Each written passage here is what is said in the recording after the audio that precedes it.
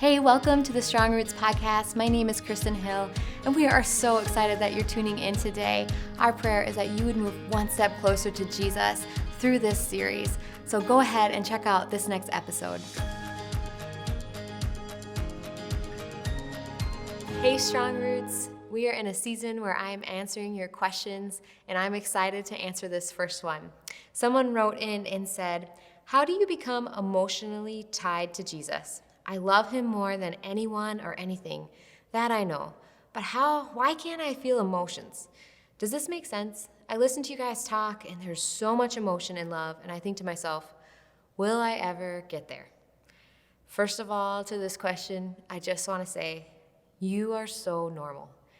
I think all Christians have this desire to feel closer to Jesus, myself included, and I struggle in this department. I can look at other Christians, I can look at how they talk, how they feel, their tears, and I'm like, am I missing something? Is there something that maybe God has given them that I don't have, or something I should be doing that I'm not?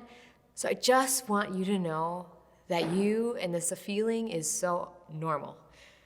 But in the same breath, feelings aren't facts. This is so clear in all of my other relationships, especially my marriage, right?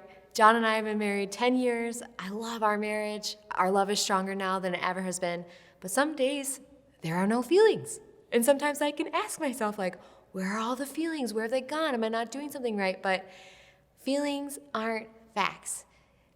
John and I have a better relationship than we ever have. That is a fact. We are closer than we ever have been. That is a fact. And this can be transferred to our relationship with God. Just because we're not feeling it doesn't mean that we're not closer, doesn't mean that we're not striving and following him harder than we ever have before. I love that God actually says that these feelings we crave in our relationship with him are normal and actually necessary. I want to turn to 1 Peter 2:2. Here it says, "Like newborn babies, you must crave pure spiritual milk so that you will grow into a full experience of salvation. Cry out for this nourishment, now that you have tasted the Lord's kindness." Isn't that cool?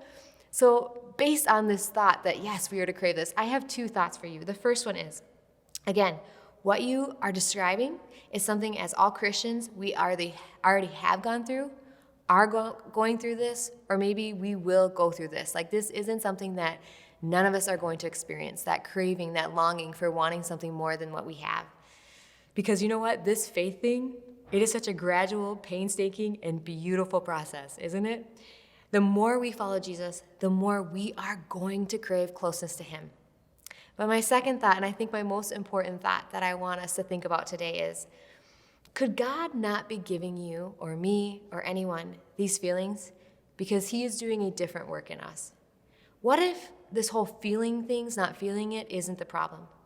What if he isn't giving you these feelings because refinement is happening? Maybe he wants to make your faith so strong regardless of your feelings. This whole Jesus thing, again, it's quite the process. God will use whatever he wants to chip away sin in me. And sometimes the chipping away, it can feel so painful that I think, man, God, are you cutting at the core of me? This kind of hurts. But in my experience, the numbness and lack of feelings that I have, man, it has been a time where God has been refining me and shaping me into who he really wants me to be, which is a person who is able to follow him and be obedient to him regardless of what I'm feeling in that moment. So I want to leave us all with a challenge. This desire that you're describing and we all have to be closer to God is from him, and he wants it even more than we do. So let's ask him to give us the feelings, to continue to grow this desire in us.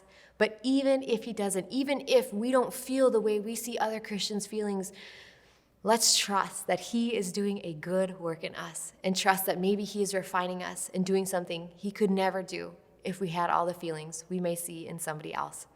Thank you so much, Strong Roots, for tuning in. I hope and pray that this spoke to you today, and I cannot wait to catch you next time.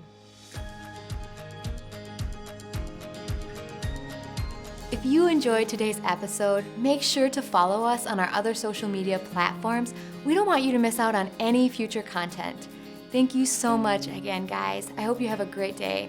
And I want you to know I am personally praying that your roots stay strong.